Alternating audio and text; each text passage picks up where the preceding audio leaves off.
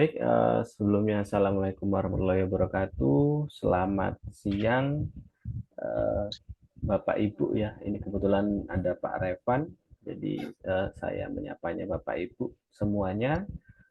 Bapak Ibu guru hebat yang kebetulan hari ini menjalankan aktivitas di sekolah dan sampai di siang hari ini Bapak Ibu semuanya kebanyakan ini masih posisinya masih di sekolah.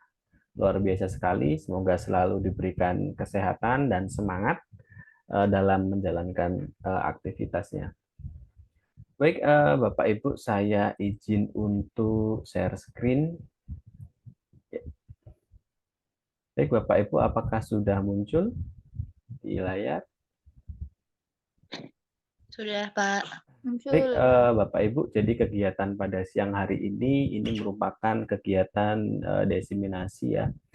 Desiminasi dari beberapa materi terkait dengan kegiatan dalam pendidikan guru penggerak.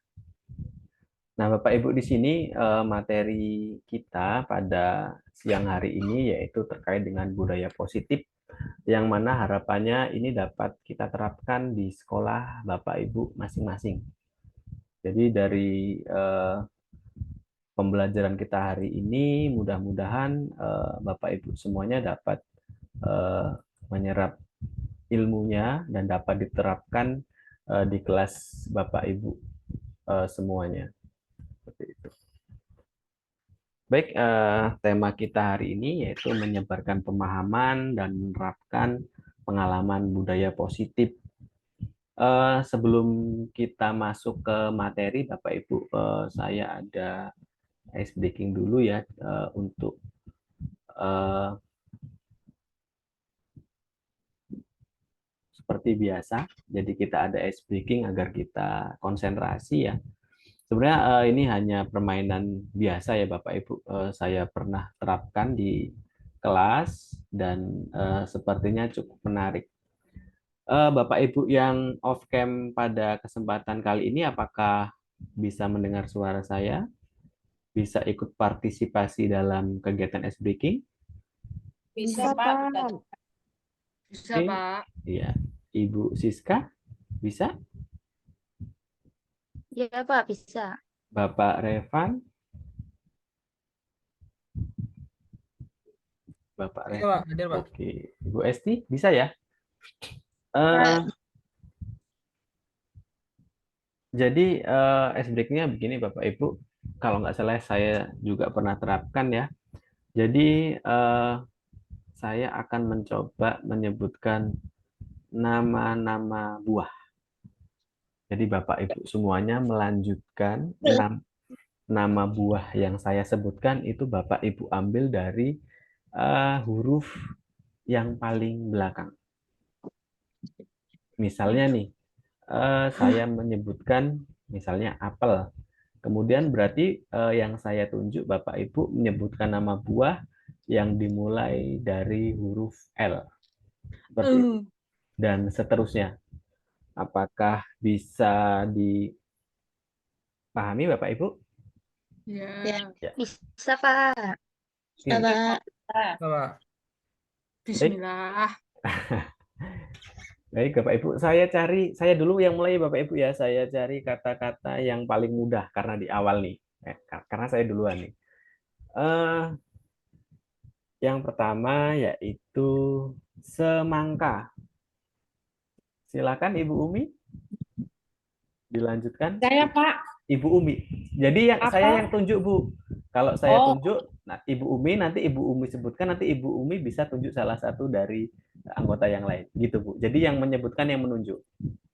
Oke, bisa dipahami ya Bapak Ibu semuanya ya. ya Pak. Iya, Pak. Kita ulangi, saya rubah buahnya. Ibu Umi tadi udah tahu jawabannya jelas. Eh, buah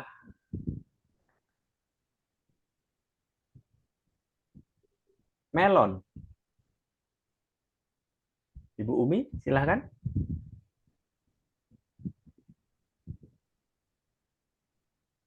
Ibu Umi Nur Hasanah, apakah mendengar suara saya?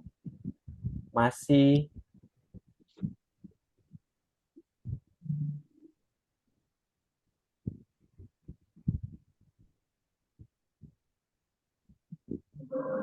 Ibu Umi, apakah mendengar suara saya? Sepertinya masih di kantor ya Ibu Umi ya.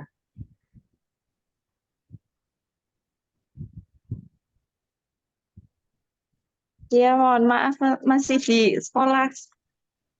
Oh iya Bu, iya Bu, iya Bu.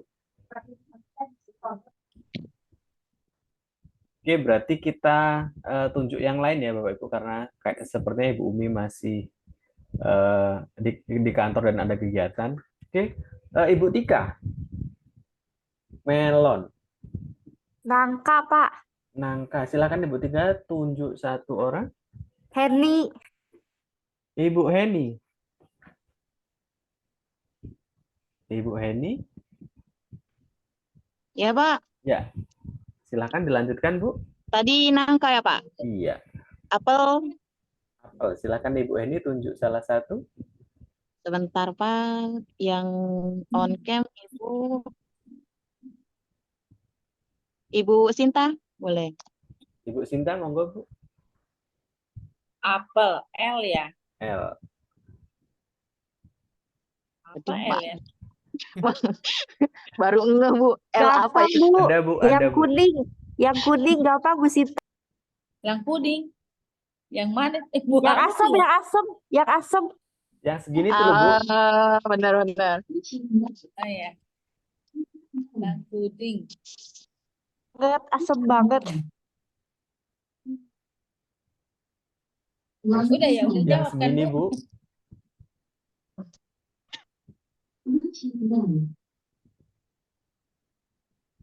Warna kuning.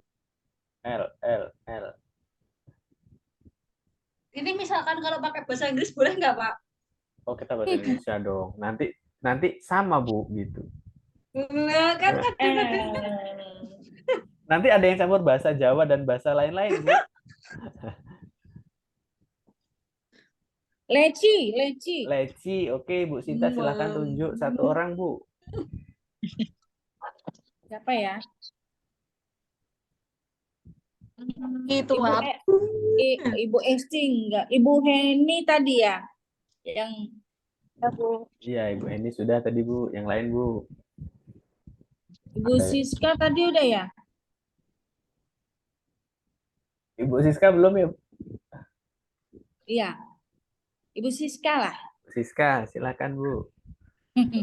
Leci dari I berarti Bu.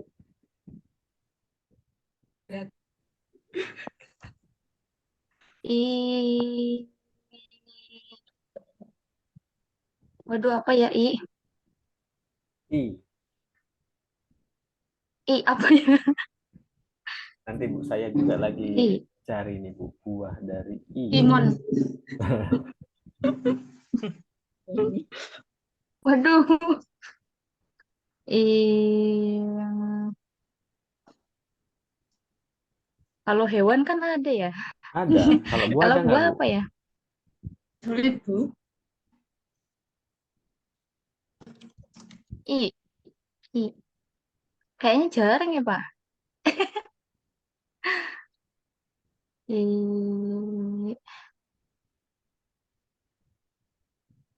Apa ya? Aduh, aduh, aduh. Coba Bu digunakan HP-nya Bu, boleh. Saya cari ya. Boleh. Mana ya?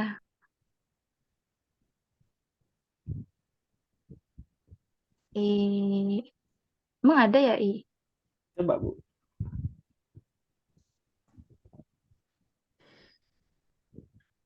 Duh, sulit, sulit.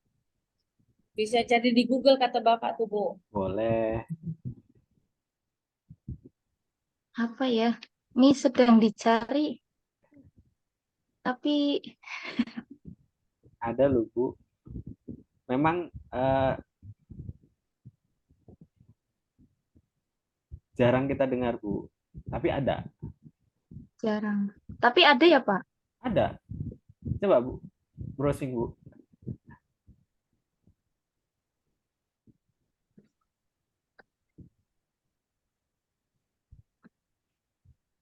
Ya, bentar, Pak.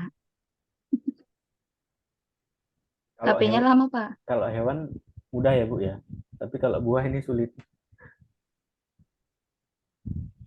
Ini Ibu Mutiara sepertinya masih menunggu jawaban dari Ibu Siska ini. Nah, pusing loh, Pak. Cari juga enggak. Ya, kan yang umum kayaknya enggak ada yang I. Yang umum. Atau Di Ibu Google adanya buah imbe. Imbe apa imbe itu atau gini tulisannya. Ibu Nggak Sinta tahu itu diganti buah apa bukan L-nya ya, Bu. Pak? Hmm?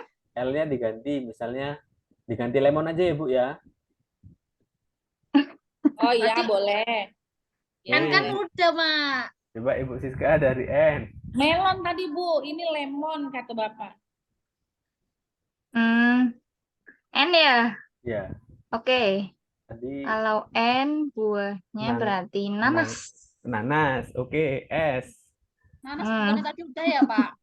Nanas belum Bu. Tadi Oh, nangka. belum. Nangka tadi. Heeh. Silakan Bu Siska ditunjuk. Hmm, Ibu Siti Nurani. Ibu Siti Nurani. S. Ya, Pak. Huruf belakangnya A. S S. ya? Ya. Maaf. S. Semangka. Oke, Ibu Siti Hmm. silakan tunjuk satu orang. Siapa? Bapak Revan. Bapak Revan. Iya, Pak. Ya, dari A Pak. Anggur, Pak, anggur. Anggur. Bapak Revan tunjuk. Satu ini ada yang belum? Ibu Mutiara. Ibu Mutiara Mutiara dari belum, Pak. Ya. R, Bu. Rambutan. No. Kalau R itu rambutan.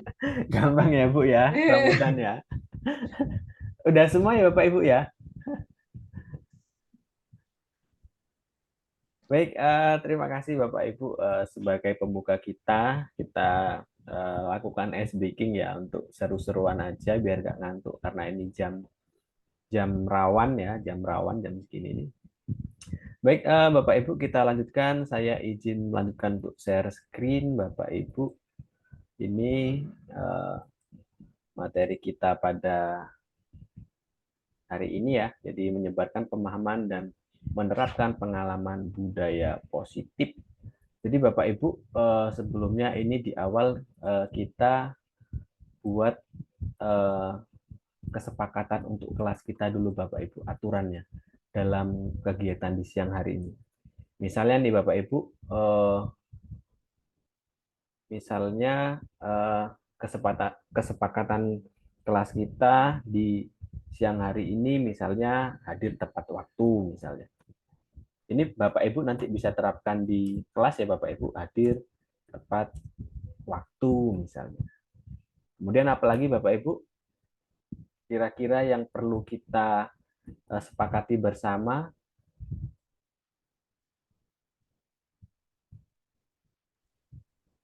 Ya Bapak Ibu. Kalau di kelas saya itu biasanya hadir tepat waktu. Kan itu satu ya, Pak. Dua, mengerjakan tugas. Oke, kita tulis ya Bu ya, mengerjakan tugas. Kemudian yang lain? Terus berbicara sopan. Berbicara dengan sopan gitu ya Bu ya. Ya. Terus menjaga kebersihan. Biasanya itu, Pak. Menjaga kebersihan. Kalau di sini Bu, misalnya di Zoom kita hari ini, apalagi? Atau kita tambahkan satu lagi nih.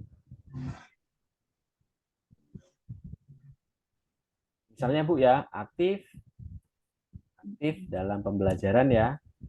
Misalnya. Kemudian yang terakhir Bu, saya tambahkan ya. Ini yang paling penting, selalu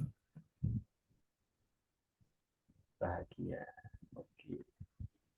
Gimana Bapak Ibu, setuju? Ya, jadi ini aturan kelas kita ya Bu ya, atau Zoom kita di siang hari ini.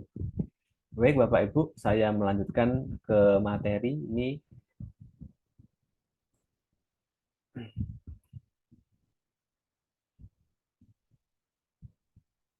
Baik, ini sudah jadi ya Bu ya, ini peraturannya. Nah, kemudian Bapak Ibu di layar apakah nampak materinya? Kadang memang terkendala jaringan kita agak loading dikit. Jadi yang pertama Kelihatan, Bapak Bang. Ibu ini kita awali dengan filosofi pendidikan Ki Hajar Dewantara. Pertama, pembelajaran berarti menuntun anak menjadi manusia yang merdeka sesuai dengan kodrat alam dan kodrat zaman. Pendidik haruslah menerapkan ing ngarso sung tulodo, ing madya mangun karso, tutwuri handayani secara seimbang. Bapak Ibu, jadi terkait dengan indikator yang pertama ini, jadi ketika kita menjadi guru, ketika kita mengajar, menuntun siswa, menuntun anak, menuntun murid, itu kita diharapkan dapat menyesuaikan dengan kodrat alam dan kodrat zaman. Maksudnya gini Bu, kalau kodrat alam kita menyesuaikan dengan lingkungan sekolah kita. Misalnya sekolah kita ada di lingkungan daerah, misalnya pesisir, ya kita sesuaikan materi-materi, kemudian media-media yang berkaitan dengan lingkungan kita gunakan sesuai dengan lingkungan pesisir. Kalau di lingkungan kita, misalnya di daerah selain pesisir, misalnya di dataran tinggi, jadi kita harus tetap sesuaikan dengan keadaan lingkungan kita, Bapak Ibu. Jadi sosiokultural ataupun sosio budaya yang ada di lingkungan sekolah itu tetap harus kita pertimbangkan dalam pembelajaran agar anak itu nggak asing, nggak sulit ya Bapak Ibu. Karena kalau kita misalnya indikator pendidikan di Indonesia itu misalnya Jakarta, ketika saya menerapkan Bapak Ibu, misalnya saya menerapkan di Provinsi Lampung misalnya, maka ada daerah-daerah tertentu itu yang nggak sesuai Bapak Ibu. Misalnya buku-buku ya, buku-buku yang beredar itu kan semua kebanyakan sebagai indikatornya di daerah perkotaan ataupun Jakarta ya Bapak Ibu, atau di Pulau Jawa. Maka nggak semua di daerah di Lampung ataupun di Pulau Sumatera ataupun di Pulau Kalimantan itu dapat menyesuaikan. Makanya kita harus menyesuaikan dengan kodrat alam. Nah, kemudian yang selanjutnya ada kaitannya dengan kodrat zaman, Bapak Ibu. Jadi kalau kodrat zaman, ya kita mengikuti perkembangan zaman. Saat ini, Bapak Ibu, kita sudah memasuki era teknologi yang sangat luar biasa ya Bapak Ibu, perkembangan teknologi saat ini. Jadi kita sebagai guru pun harus dapat menerapkannya dalam pembelajaran di sekolah. Jadi kalau kita dalam ranahnya sekolah dasar ya Bapak Ibu, kita bisa mengenalkan bentuk-bentuk media yang berbasis teknologi.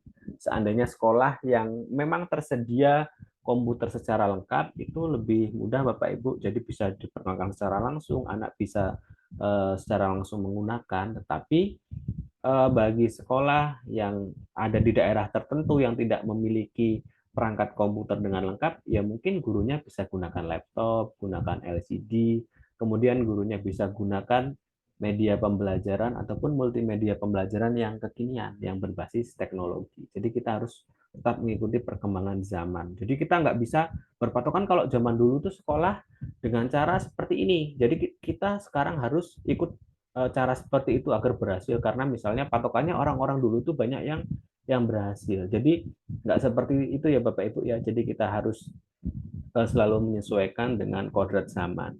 Apalagi terkait dengan kurikulum Bapak Ibu, kita kan dinamis ya. Jadi selalu ada pembaruan-pembaruan dalam pendidikan ataupun pembelajaran.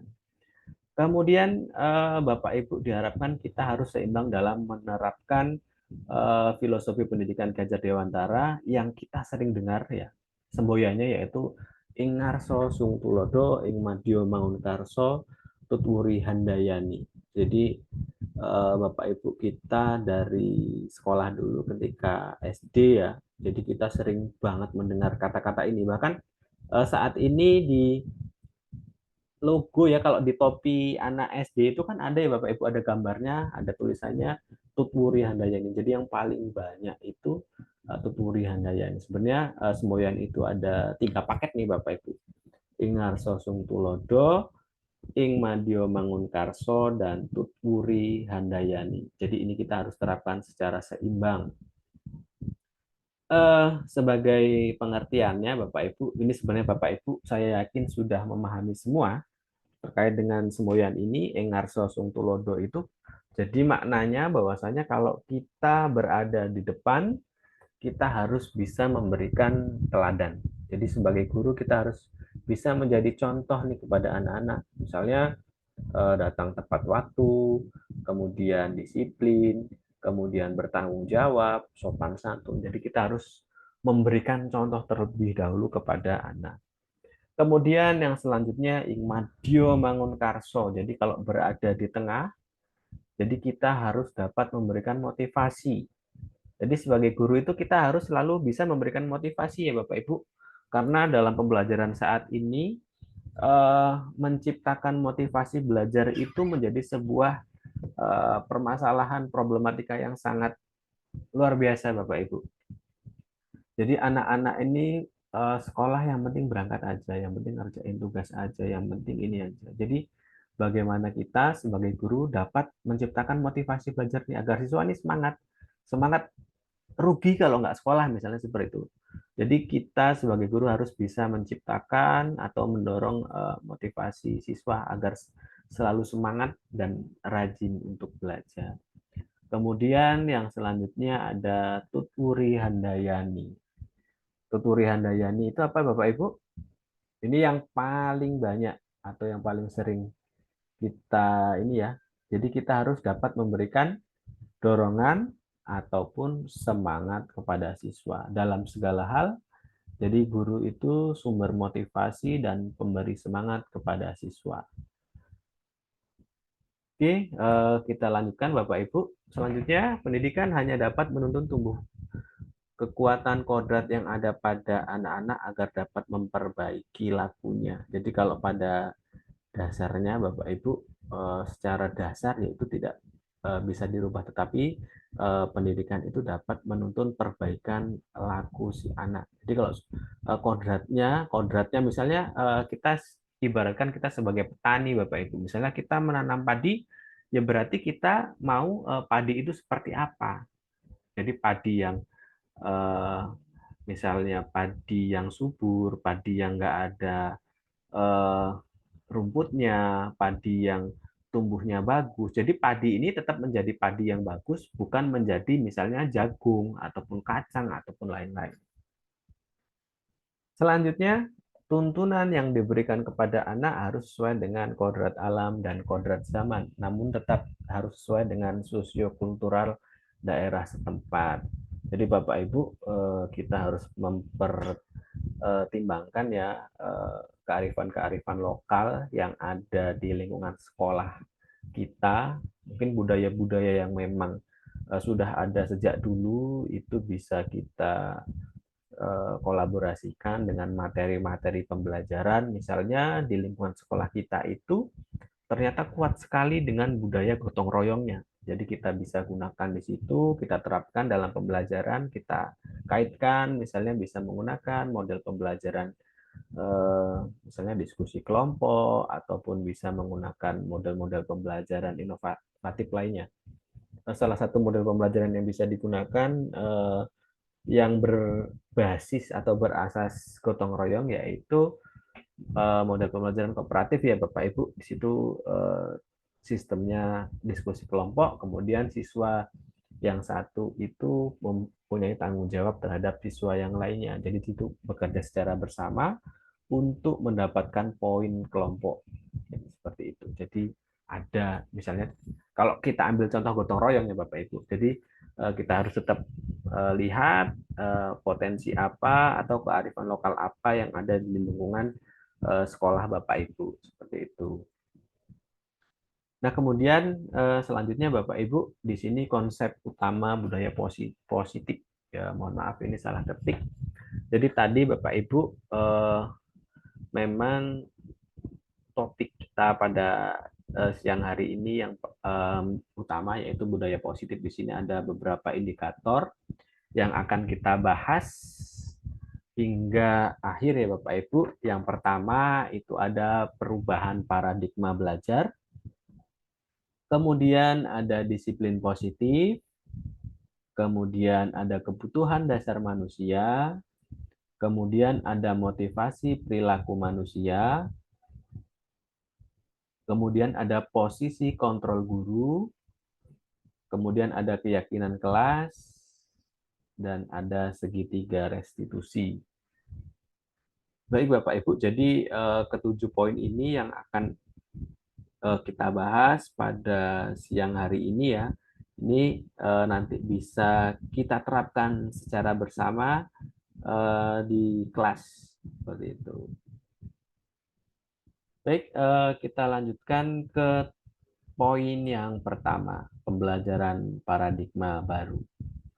Ya, pembelajaran dengan paradigma baru merupakan pembelajaran yang dirancang berdasarkan prinsip pembelajaran berdiferensiasi sehingga para peserta didik belajar sesuai kebutuhannya berdasarkan tahap perkembangan sesuai teori psikologi modern untuk mewujudkan profil pelajar Pancasila. Bapak Ibu,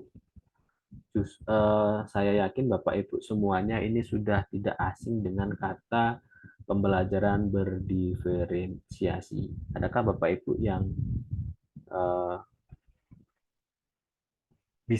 bisa menyebutkan makna dari pembelajaran berdiferensiasi?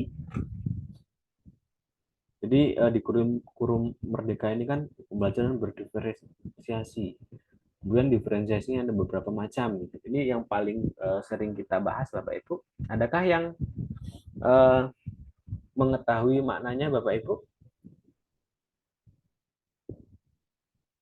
Bu Siska mungkin? Pembelajaran berdiferensiasi. Atau yang lain? Ini Ibu Supriyatin baru bergabung ya Bu ya. Selamat datang Ibu. Ya Pak, maaf saya terlambat Pak. Oh iya Bu, nggak apa-apa Bu. Ya. Jadi Bapak Ibu, pembelajaran diferensiasi sebenarnya di sini sudah ada nyinggung-nyinggung ya Bapak Ibu ya. Jadi pembelajaran di sini menyesuaikan dengan kebutuhan peserta didik. Jadi peserta didik ini gaya belajarnya seperti apa kita sesuaikan ya Bapak Ibu. Jadi kita nggak pokoknya hari ini kita belajar misalnya materi tentang luas bangun datar. Jadi metode belajarnya seperti ini, kemudian tugasnya seperti ini, dan kita pokoknya guru menentukan gitu. Jadi kalau dengan pembelajaran berdiferensiasi, kita menyesuaikan Bapak Ibu bagaimana gaya belajar anak, kita sesuaikan nih. Anak yang sukanya begini, kita berikan perlakuan ataupun tugas yang seperti apa, kemudian metode belajarnya seperti apa, jadi seperti itu.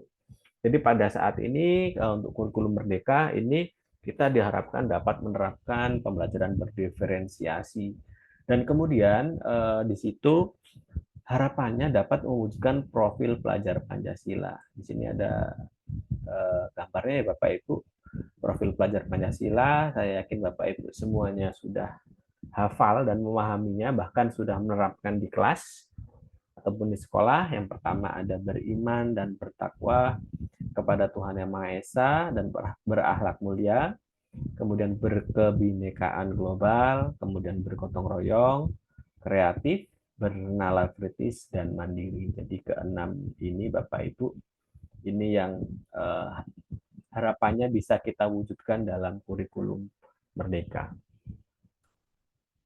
Oke, Bapak Ibu, kita lanjut ke materi selanjutnya. Di sini ada disiplin positif. Jadi kalau yang tadi kita belajar tentang pembelajaran paradigma baru, jadi kita fokus pembelajaran itu harus melihat gaya belajar anak seperti apa, harapannya dapat mewujudkan profil pelajar Pancasila. Kemudian untuk poin yang kedua yaitu disiplin positif. Disiplin positif adalah pembiasaan hal-hal baik mencakup perilaku ataupun tutur kata oleh seluruh warga sekolah, terutama murid, agar dapat menjadi pribadi yang berpikir kritis, mandiri, dan bertanggung jawab. Sebagai pendidik, tujuan kita yaitu menumbuhkan cara terbaik siswa untuk menumbuhkan sikap disiplin sehingga murid dapat berperilaku baik dan bisa diterima di dalam lingkungan masyarakat.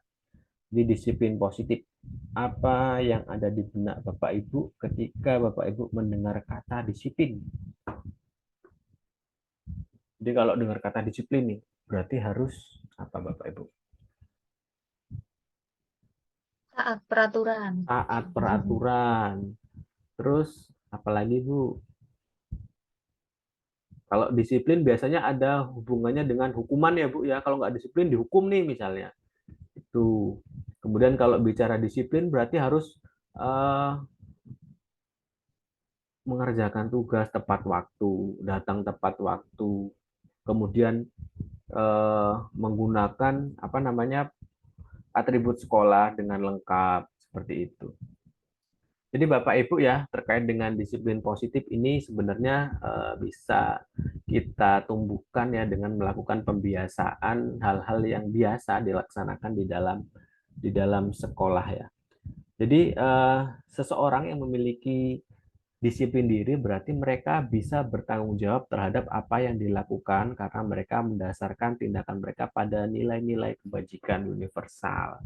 Jadi sebenarnya kaitan disiplin positif ini ada kaitannya dengan nilai-nilai kebajikan universal ataupun budaya positif ataupun kebiasaan yang biasa dilakukan di sekolah Bapak Ibu. Misalnya biasa di sekolah itu tanggung jawab, kemudian sopan santun. Nah, dari situ Bapak Ibu akan tercipta budaya positif dari kegiatan-kegiatan perilaku yang memang terbiasa dilakukan, maka nanti akan tercipta atau timbul budaya positif Bapak Ibu.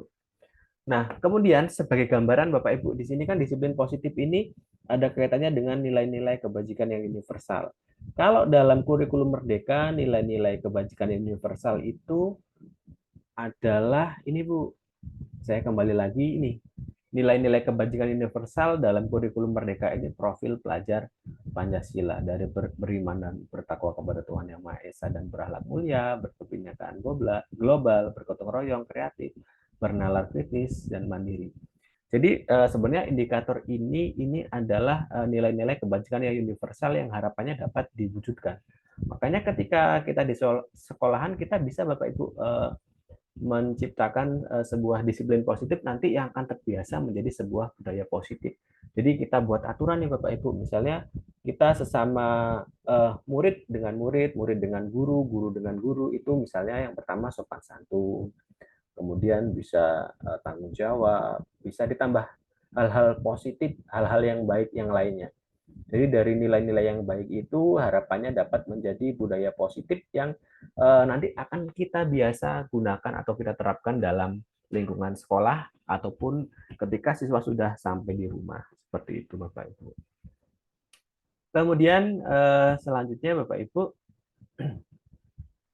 kebutuhan dasar manusia. Ini saya geser lagi Bapak Ibu karena kebetulan layarnya tertutup ini ya.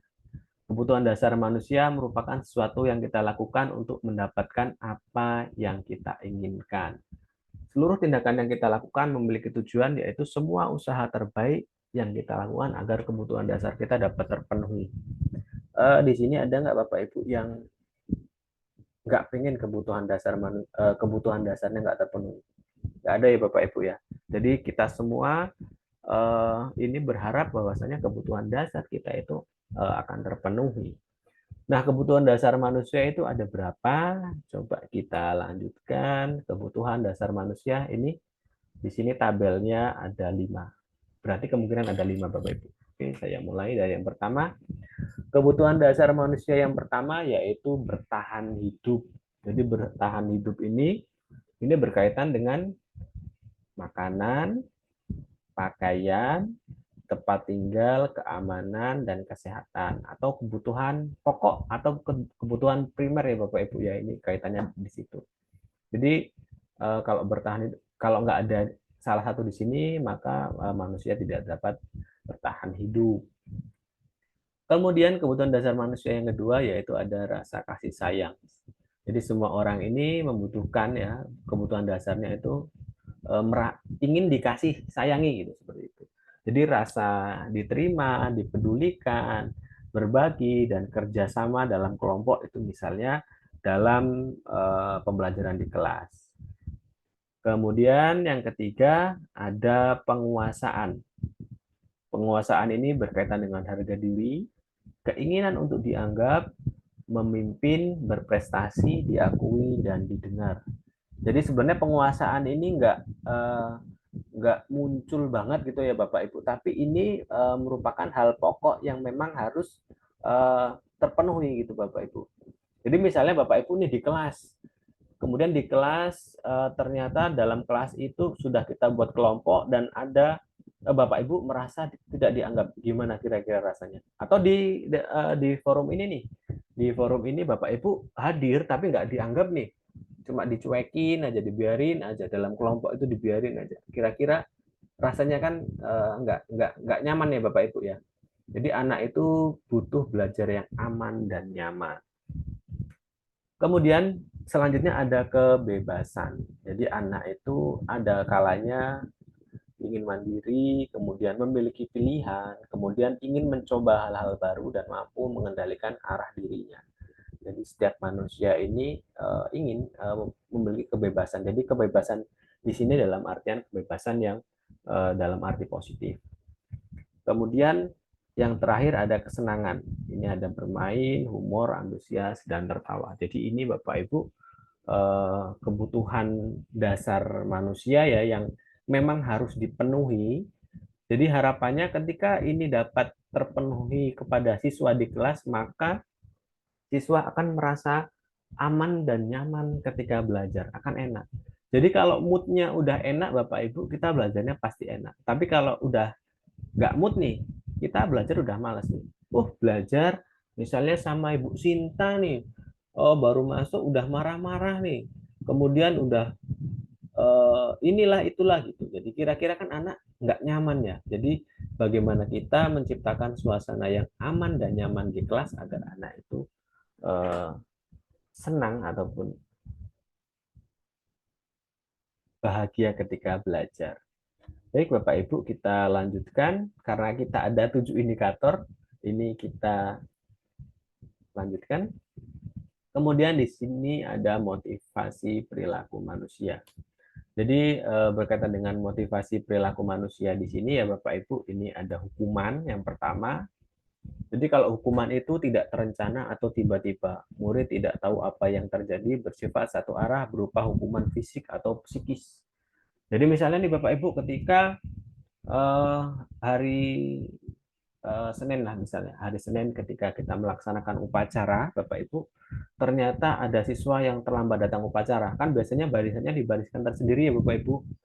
Nah, kemudian siswa yang nggak memakai atribut dengan lengkap, biasanya dibariskan tersendiri, yang terlambat sendiri, yang tidak lengkap sendiri. Nah, kemudian di situ nanti setelah selesai upacara nanti biasanya ada salah satu guru yang ambil alih nih Bapak Ibu.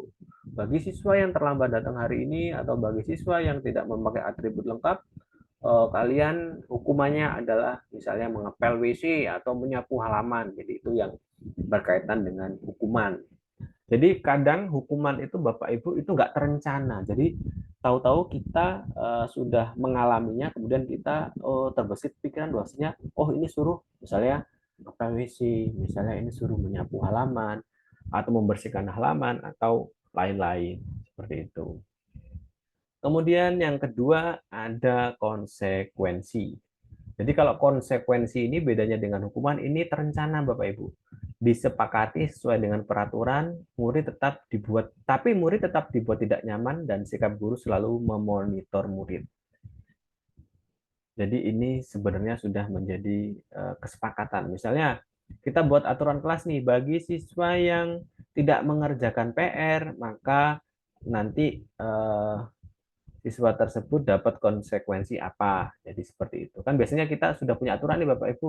Kalau yang nggak ngerjain PR, kenapa? Kemudian itu sebenarnya sudah menjadi kesepakatan kita bersama. Jadi gitu. Jadi bedanya dengan hukuman, kalau hukuman itu biasanya bersifat satu arah. Jadi ketika tahu murid salah, kita langsung menyuruh apa gitu. Seperti itu. Tapi kalau konsekuensi ini sudah ada kesepakatan dulu nih. Jadi misalnya kita sudah pernah bahas sebelumnya bahwasanya kalau ada siswa terlambat seperti apa, siswa tidak mengerjakan PR seperti apa.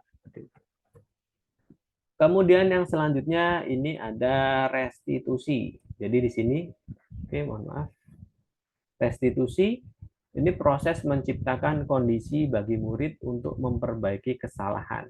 Proses kolaboratif yang mengajarkan murid untuk mencari solusi sendiri.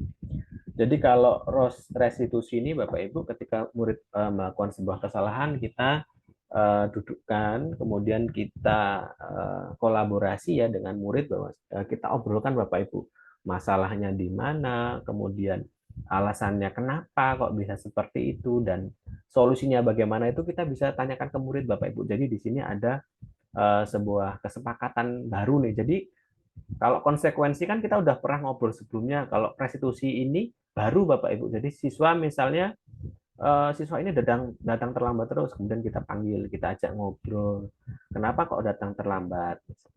Kemudian misalnya muridnya jawabnya karena misalnya malam sering main HP sampai malam atau main game atau lain-lain. Kemudian kita tanyakan ke siswa, kira-kira solusinya gimana nih agar besok kamu nggak terlambat. Jadi bisa mungkin nanti siswanya jawaban siswa ya mungkin kalau malam main gamenya dikurangi, yang sebelumnya misalnya sampai jam 10 malam, ini cuma sampai jam 9 malam atau setengah 9 malam, atau main gamenya siang sepulang sekolah atau seperti apa. Jadi ini kita cari solusinya bersama, kita tanyakan kepada siswa yang bermasalah. Baik, kita lanjutkan Bapak Ibu. Di sini ada posisi kontrol.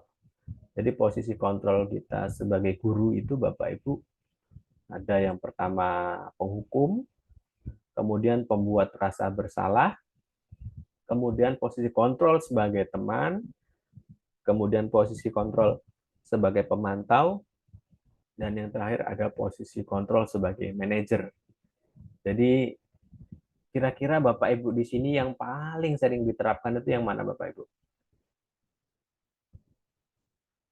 Dari kelima ini.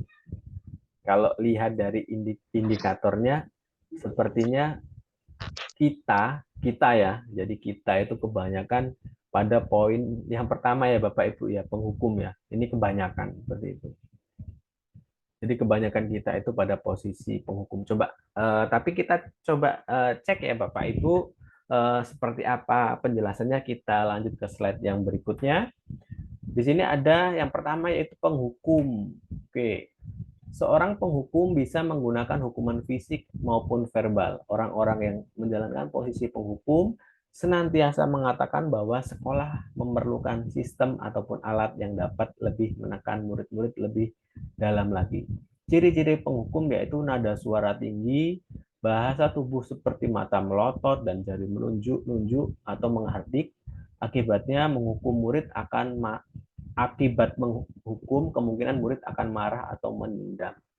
Kira-kira kalau kita di posisi murid Bapak Ibu kemudian kita dihukum gitu, kira-kira perasaan kita seperti apa? Bisa kita bayangkan ya Bapak Ibu, pasti nggak senang nih. Besok ketemu lagi nih, misalnya ketika upacara ternyata yang menghukum wali kelas 3 nih.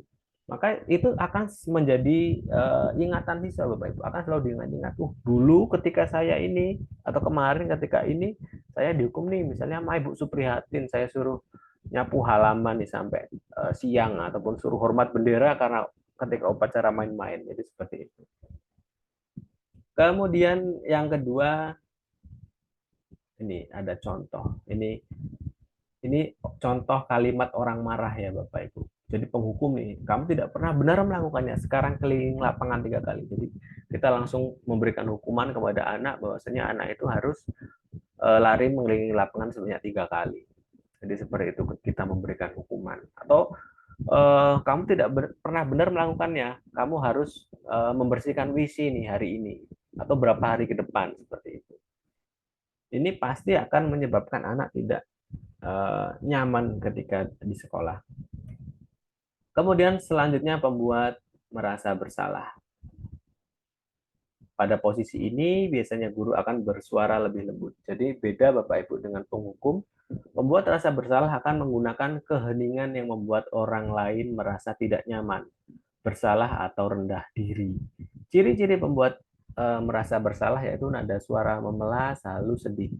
Jadi kata-katanya pelan Bapak Ibu, tapi nyakitin itu ya. Itulah bahasa gampangnya, pelan, kalem, tapi nyakitin Bapak Ibu gitu.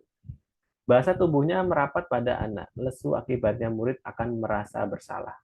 Bersalah telah mengecewakan Bapak Ibu gurunya, murid akan merasa menjadi orang yang gagal dan tidak sanggup membahagiakan orang lain. Jadi beberapa perlakuan yang kita lakukan, Bapak Ibu, ini justru akan berakibat pada psikis anak. Jadi yang kita nggak menyadari itu, bahwasanya kalau anak salah ini kita hukum atau kita buat misalnya mereka merasa bersalah, tetapi itu akan berakibat atau berhubungan dengan psikis anak. Kadangkala sikap seperti ini lebih berbahaya dari sikap penghukum karena emosi akan tertanam rapat di dalam jiwa murid. Jadi sakit hati nih, gitulah bahasanya seperti itu. Ini ada contoh Bapak Ibu, pembuat merasa bersalah nih, saya kecewa sekali dengan kamu. Jadi ngomongnya pelan tapi saya kecewa sekali dengan kamu. Udah, stop, gurunya diem aja. Muridnya pasti bingung Bapak Ibu, pasti muridnya mikir, ini gimana saya ini, ke depannya gimana kan gitu. Jadi secara nggak langsung, nggak menyerang secara fisik, tapi secara psikis ya Bapak Ibu, ini justru lebih berbahaya daripada penghukum. Kemudian yang selanjutnya, sebagai teman, guru pada posisi ini tidak akan menyakiti murid, namun akan tetap berupaya mengontrol murid melalui persuasi atau persuasif. Jadi pencegahan ya Bapak Ibu. Posisi teman pada guru bisa negatif ataupun positif. Positif di sini berupa hubungan baik yang terjalin antara guru dan murid. Guru di posisi teman menggunakan hubungan baik dan humor untuk mempengaruhi seseorang. Hal negatif dari posisi teman adalah bila suatu saat guru tersebut tidak membantu, maka murid akan kecewa dan tidak mau lagi berusaha. Jadi posisi teman ini sebenarnya efeknya ada dua Bapak Ibu, ada efek positif dan efek negatif. Jadi positifnya ketika kita menginginkan sesuatu, mungkin kita bisa sambil humor, sambil bercanda, sambil ngomong santai kepada murid. Tetapi negatifnya yaitu kalau kita nggak bisa memenuhi kemauan murid, maka murid akan kecewa dan tidak lagi mau berusaha. Bahkan ya Bapak Ibu, kalau kita terlalu sama murid itu, muridnya kalau bahasanya nih sedikit kurang sopan ya, karena terlalu dekat gitu. Jadi memang kita boleh, tapi kita tetap harus ada jarak ya, tetap ada gap ya. Jadi nggak terlalu ini banget. Jadi biar muridnya ini tetap bisa memposisikan diri bahwasanya kita ini adalah gurunya, seperti itu. Kemudian di sini ada nih, oke, ayolah kerjakan soalnya demi ibu misalnya. Kalau di sini kan udah kayak ngobrol sama temennya sendiri nih. Jadi ada Bapak Ibu, ketika kita belajar itu kan ada yang sering kita dengar tutor teman sebaya ya. Jadi murid bisa belajar dengan temannya, ataupun dalam pembelajaran kooperatif itu Bapak Ibu. Jadi ada di situ murid diberikan tanggung jawab agar dapat menyampaikan materi atau menjelaskan materi terhadap teman-temannya yang memiliki kemampuan rendah. Jadi dibagi kelompok-kelompok kalau kooperatif itu Bapak Ibu. Nah, kemudian dalam kelompok-kelompok itu tingkatan kognitifnya berbeda. Ada yang pandai, ada yang sedang, ada yang kurang. Jadi itu dikelompokkan jadi satu kelompok ini udah lengkap nih, ada yang pandai, ada yang sedang, ada yang kurang. Nah, kemudian di situ tugasnya siswa yang pandai ini dapat membagikan ilmu atau membagikan materi yang dia pahami kepada siswa yang kurang. Jadi di situ siswa yang kurang ini akan merasa lebih enak Bapak Ibu ketika belajar dengan teman sebayanya. Jadi istilah teman di situ akan lebih mudah ketika belajar. Kalau sama guru kan nggak semua murid berani bertanya ya Bapak Ibu. Kalau kita habis membahas sebuah materi nih, kita kemudian refleksi kira-kira materi hari ini. Nah, kemudian adakah yang belum dipahami, boleh bertanya. Jadi ketika kita tanya apakah sudah dipahami, murid diem. Apakah ada yang ingin bertanya, diem. Jadi kita nggak tahu nih Bapak Ibu, diemnya tuh diem maksud atau diem bingung atau diem seperti apa. Tetapi ketika siswa itu belajar dengan temannya, siswa itu nggak canggung, nggak sungkan ketika ingin bertanya, seperti itu. Kemudian selanjutnya adalah posisi pemantau. Jadi posisi memantau itu berarti mengawasi Bapak Ibu. Pada saat kita mengawasi, kita bertanggung jawab atas perilaku orang yang kita awasi. Posisi pemantau berdasarkan pada peraturan-peraturan atau konsekuensi dengan menggunakan sanksi ataupun konsekuensi. Kita dapat memisahkan hubungan pribadi kita dengan murid. Sebagai seorang yang menjalankan posisi pemantau, seorang pemantau sangat mengandalkan perhitungan, catatan, data yang dapat digunakan sebagai bukti atas perilaku seseorang. Di sini ada contohnya, posisi pemantau. Kamu terlambat 15 menit, apakah kamu sudah mengerti konsekuensi yang dilakukan bila terlambat? Jadi kita memantau nih Bapak Ibu, ternyata kita sudah punya aturan tersendiri.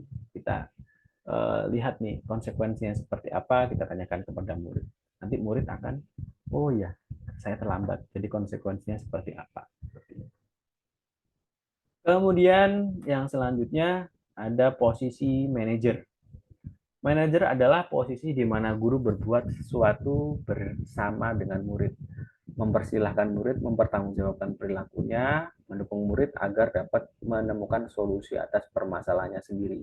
Jadi ketika kita menggunakan posisi manajer ini sebenarnya kita melakukan diskusi dengan murid ya, murid yang melakukan sebuah kesalahan itu akan bisa menemukan solusi kira-kira gimana nih agar tidak terjadi kesalahan yang sama. Nah, di sini ada kaitannya dengan restitusi Bapak Ibu, nanti kita akan sampai di sana. Jadi posisi dari kelima ini Bapak Ibu kira-kira yang paling baik ini yang mana Bapak Ibu? Dari yang pertama tadi. Jadi ada berapa tadi? Bentar saya cek, ada 5.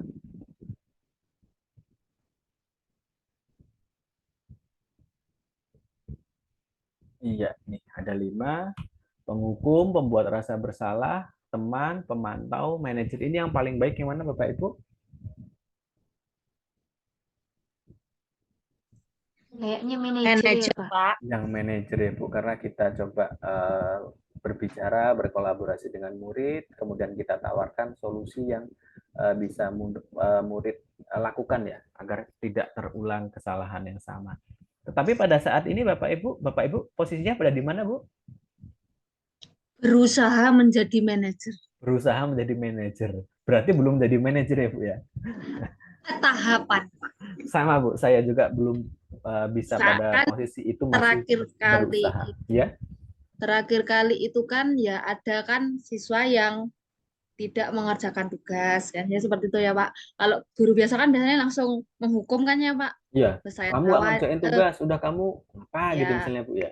Terus saya tanya, kamu waktu 24 jam untuk apa? Tak list 1 sampai 24 jam gitu lah Pak. 1, ini jam ini tekan ini kan di sekolah. Jam ini sampai sini ngapain? Nah, kamu waktu ini sampai ini kan kosong kan. Anggap aja namanya Tono gitu kan. Berarti nanti mengerjakan tugas jam segini ya. Siap, Bu. Gitu. Begitu, Pak. Oke. Jadi saya memberikan biar dia tahu kalau jam segini kan biasanya istirahat. Setelah istirahat nanti mengerjakan tugas gitu. Oke, sudah berusaha menjadi manajer ya Bu ya? Iya, berusaha meskipun belum sempurna. Meskipun belum sempurna. Jadi sebenarnya dalam manajer ini harapannya Bu, harapannya itu yang mencari solusi itu siswanya. Jadi kita menawarkan nih, kira-kira di waktu mana nih kamu bisa mengerjakan tugasnya. Jadi bisa ditawarkan seperti itu Bu. Tapi kalau kira yang menentukan nih, bahwasanya ini ya masih mendekati posisi manajer lah Bu ya. Tapi udah oke lah gitu. Oke. Baik, kita lanjutkan ya Bapak Ibu. Setelah kita masuk ke posisi kontrol, kita selanjutnya ada di apa ya? Sebentar. Tadi pemantau, manajer. Oke, kan. Nih, jadi di manajer itu kita menawarkan kepada siswa. Kemudian siswa mencari solusinya nih kira-kira seperti apa. Tapi kita tetap mengarahkan nih Bapak Ibu. Selanjutnya ini ada keyakinan kelas Bapak Ibu. Keyakinan kelas ini sebenarnya kita ini sebenarnya sudah menerapkan, tapi kita nggak tahu oh ternyata ini yang dinamakan keyakinan kelas. Bapak Ibu tadi ketika di awal pertemuan ya Bapak Ibu kita membuat kesepakatan kelas ya. Kesepakatan kelas bahwasanya dalam pembelajaran hari ini tadi yang terakhir harus selalu bahagia ya. Jadi ada beberapa aturan-aturan atau bisa saya ini dulu. Sebentar. Tadi yang di awal itu terlalu jauh tapi Bapak Ibu. Sebentar. So, nih keyakinan kelas. Mana tadi ya? Oke, ini Bapak Ibu tadi kita sudah mencoba membuat kesepakatan ya. Yang pertama ada tepat waktu, mengerjakan tugas, berbicara dengan sopan. Yang keempat menjaga kebersihan, aktif dalam pembelajaran, dan selalu bahagia. Ini coba kita kembali ke belakang dan kita lihat coba Bapak Ibu definisi keyakinan kelas itu seperti apa. Baik Bapak Ibu, keyakinan kelas merupakan kesepakatan kelas yang diyakini bersama guru dan murid dengan harapan dapat meningkatkan kedisiplinan murid. Kemudian, keyakinan kelas berupa pernyataan universal yang dibuat dalam bentuk kalimat positif dan bersifat abstrak. Keyakinan kelas hendaknya tidak terlalu banyak sehingga mudah diingat dan dipahami. Tadi Bapak Ibu yang kita buat di awal itu sebenarnya keyakinan kelas kita pada pertemuan kali ini. Jadi Bapak Ibu ketika ini kan kita sudah mendekati tahun ajaran baru ya Bapak Ibu, nanti bisa ketika memasuki tahun ajaran baru Bapak Ibu membuat keyakinan kelas. Misalnya Bapak Ibu wali kelas 4. Ya anak-anak hari ini di hari pertama, misalnya kalau di hari pertama kan kita memberikan jadwal, membuat daftar piket, kemudian kita buat nih Bapak Ibu keyakinan kelas di kelas kita ini apa aja. Misalnya nih, Bapak Ibu saya buat contoh, jadi saya sudah buat, tapi belum sempat saya tempel ya Bapak Ibu. Jadi ada contoh nih Bapak Ibu keyakinan kelas yang sudah kita sepakati bersama ya Bapak Ibu. Ini yang pertama nih Bapak, ini ada berapa nih Bapak Ibu ya, ini sudah saya tulis. Kelihatan nggak Bapak Ibu di kertas warna-warni? Terlihat Bapak Ibu? Kelihatan, Mbak. Enggak, Pak. Nah, ini Bapak Ibu, ini ada kertas warna kuning, kemudian kertas warna hijau. Ini nanti rencananya akan ditempelkan di karton ya Bapak Ibu. Ini warna biru. Mana ya? Warna biru. Kemudian mana yang pas? Ini masih warna pink. Kemudian yang terakhir. Bentar Bapak Ibu, ini di layar tidak terlihat. Oke, cahaya cari dulu. Mana ya? Ini warna merah. Jadi ini ada beberapa kertas ya Bapak Ibu, ini sudah ditulisi Bapak Ibu. Jadi kemarin di kelas ini kita tawarkan Bapak Ibu apa saja yang akan kita sepakati nih atau akan kita lakukan nih dalam kelas kita.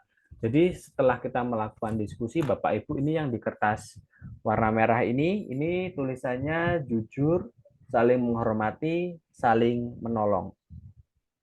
Kemudian yang warna pink ini Bapak Ibu, ini di warna pink ini menjaga kebersihan kelas dan sekolah.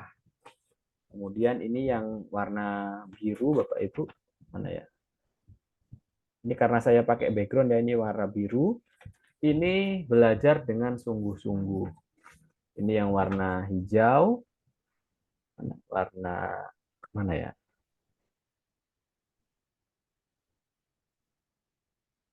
Yang terlihat tangannya Bapak Ibu, enggak ini. Karena saya pakai background ya.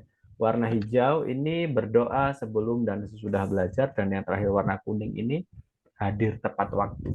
Jadi dari kertas-kertas ini Bapak Ibu nanti akan saya tempelkan di karton ataupun di tembok boleh Bapak Ibu.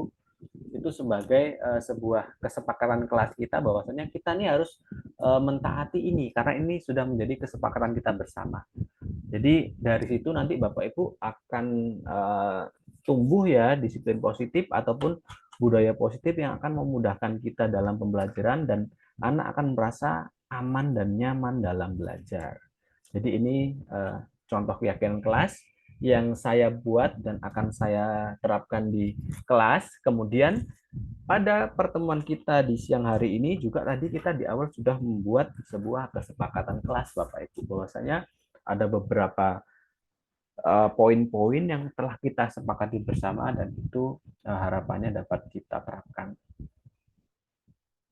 Selanjutnya, semua warga kelas ikut berkontribusi dalam pembuatan keyakinan kelas lewat kegiatan mengutarakan pendapat. Jadi kita tanyakan nih siswa satu-satu atau kita bisa berikan kertas kecil kepada siswa suruh menulis, nanti kita suruh bacakan siswa 1, siswa 2 dan seterusnya. Nanti kita cari ininya Bapak Ibu ya. Jadi ininya seperti apa, kesimpulannya seperti apa. Jadi jangan terlalu banyak juga Bapak Ibu ketika kita buat keyakinan kelas, misalnya kita buat ada 25 keyakinan kelas.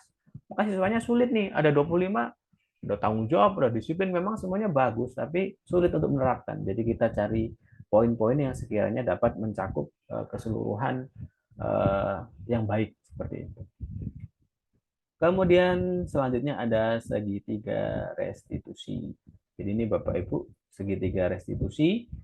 Segitiga restitusi adalah proses dialog yang dijalankan guru atau orang tua agar dapat menghasilkan murid yang mandiri dan bertanggung jawab. Segitiga restitusi membantu murid memiliki tujuan, disiplin positif, dan memperbaiki setelah dirinya berbuat salah. Restitusi bukan untuk menebus kesalahan, namun untuk memperbaiki kesalahan. Jadi Bapak Ibu, sebenarnya segitiga restitusi ini ada 3 langkah nih Bapak Ibu. Yang ada pada gambar di samping ini. Yang pertama, menstabilkan identitas, kemudian validasi tindakan yang salah, dan menanyakan keyakinan. Jadi sebenarnya langkah ini tadi sudah saya sampaikan, ataupun tadi Bu Mutiara juga sudah mencoba menerapkan, cuma kita nggak tahu, oh ini yang namanya segitiga restitusi. Jadi ini ada contoh Bapak Ibu. Yang pertama ada menstabilkan identitas. Bentar, saya geser dulu layarnya. Setiap manusia pasti pernah melakukan kesalahan, termasuk Pak Guru. Ini kata-katanya ya Bapak Ibu, pernah berbuat salah. Misalnya ini saya berikan contoh kepada Akbar yang telah ketahuan nyontek nih. Jadi Akbar ini sering nyontek. Jadi kata-katanya dalam stabilitas identitas ini seperti ini. Setiap manusia pasti pernah melakukan kesalahan, termasuk Pak Guru pernah berbuat kesalahan. Akbar juga pernah melakukannya dengan mencontek tadi juga perbuatan yang salah. Tetapi di sini Pak Guru tidak mencari siapa yang salah. Tetapi Pak Guru ingin membantu mencari solusi supaya Akbar tidak mencontek lagi. Jadi ini merupakan sebuah kalimat yang menunjukkan bahwasanya kita dalam proses menstabilkan identitas. Jadi kita nggak mencari siapa yang salah nih Bapak Ibu. Tetapi kita upayakan bahwasanya siswa ini, oh tahu ternyata kesalahan saya itu di sini. Seperti itu. Kemudian yang selanjutnya validasi tindakan yang salah. Di sini pasti Akbar punya alasan kenapa Akbar menyontek. Ayo cerita sama Pak Guru apa alasannya. Tadi seperti yang Ibu Mutiara lakukan kan tadi Bu Mutiara juga memberikan penjelasan nih kepada siswa. Dalam sehari ini kamu di sekolah jam sekian sampai jam sekian, nanti di rumah jam sekian sampai jam sekian. Jadi ini merupakan tindakan validasi tindakan yang salah. Jadi kita mau tahu nih alasannya nih apa sebenarnya kok anak ini melakukan sebuah kesalahan. Kemudian yang terakhir yaitu menanyakan keyakinan.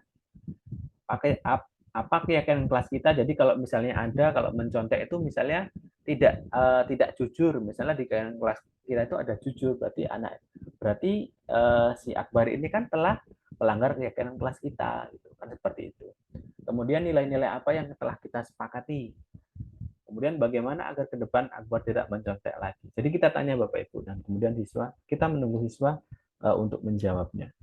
Nah, oke, materinya sepertinya seperti ini Bapak Ibu, dan kemarin ini saya sebenarnya sudah mencoba, karena saya bukan pemain ini ya Bapak Ibu, saya sebenarnya kemarin sudah mencoba membuat praktek ya dengan siswa membuat segitiga restitusi. Coba saya tampilkan, saya cari dulu Bapak Ibu.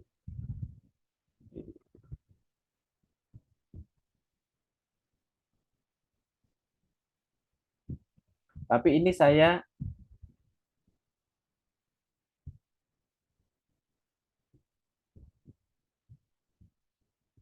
bentar Bapak Ibu.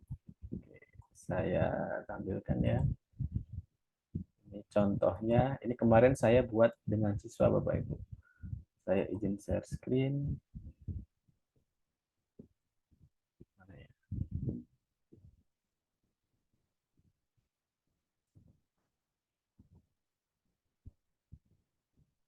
Share sound. Tapi ini masih kaku ya Bapak Ibu, karena ini kemarin sebenarnya hanya waktunya udah deadline, kemudian saya belum buat.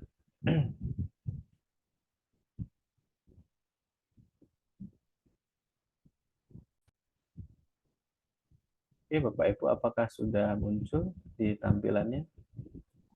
Sudah, Pak. Bentar, saya ini sebuah contoh segitiga restitusi Bapak Ibu. Melihat kamu ketika upacara, kamu berada di barisan tersendiri. Ketika di kelas, kamu juga nggak pakai dasi, nggak pakai ikat pinggang. Apakah benar, Di? Iya, Pak. Hal yang kamu lakukan apakah sebuah kesalahan? Iya, Pak. Adik, berbuat kesalahan itu sebenarnya manusiawi. Setiap orang pasti pernah melakukan kesalahan. Yang terpenting kita dapat berubah untuk memperbaikinya. Apakah kamu setuju? Setuju, Pak.